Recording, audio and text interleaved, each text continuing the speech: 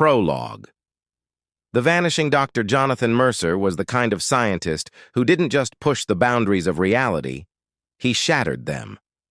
For years, he worked tirelessly in his private laboratory, rumored to be on the brink of a discovery that could rewrite history itself.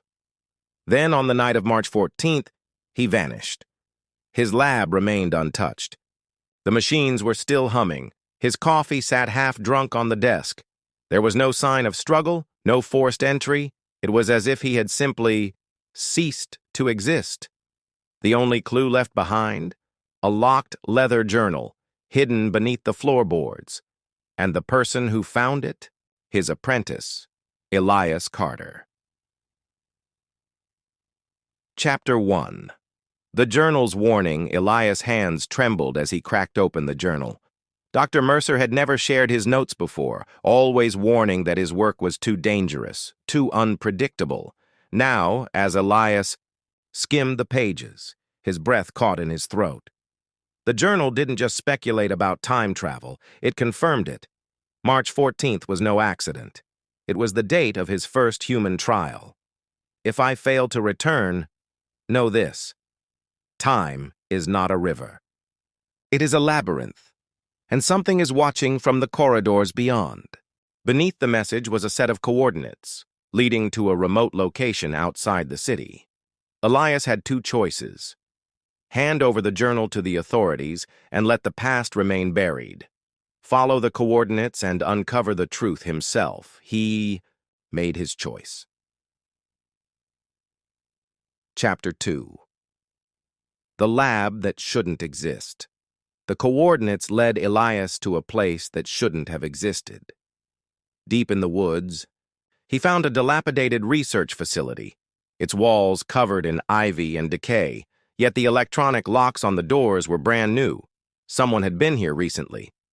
Elias forced his way inside, his flashlight flickering against rusted hallways. Then he saw it. A machine. It looked like something out of a nightmare. A steel-framed portal, wires pulsing with energy, a control panel flashing erratic numbers, and at the center of the machine was something that made Elias's stomach drop. A blood-stained watch. Dr. Mercer's watch. Still ticking. Chapter 3. The message from the past Elias found the control panel filled with fractured logs, scrambled video recordings, and distorted images. His fingers hovered over the keyboard, hesitant, until one file caught his eye. A recording labeled Final. Transmission.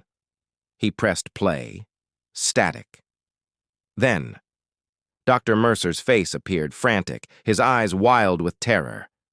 Elias, if you're watching this, you need to listen carefully. I was wrong. Time is broken. I tried to come back, but the screen flickered. They won't let me leave. Elias's heart pounded. They? The image distorted further, but Mercer's voice pushed through. You must destroy the machine. If you don't, they'll find their way through. Then, a shadow moved behind him. The doctor turned, his face twisting in horror. The screen glitched violently. Then, static.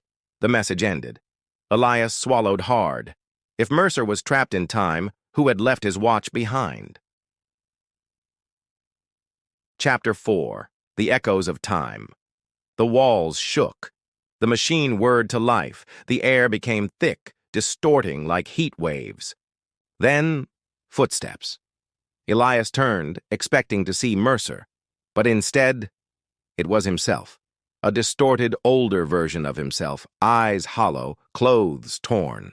He looked like he had spent years in some place beyond understanding. Don't turn it off, the older Elias whispered. If you do, you'll trap me forever. Elias froze. Destroy the machine like Mercer said?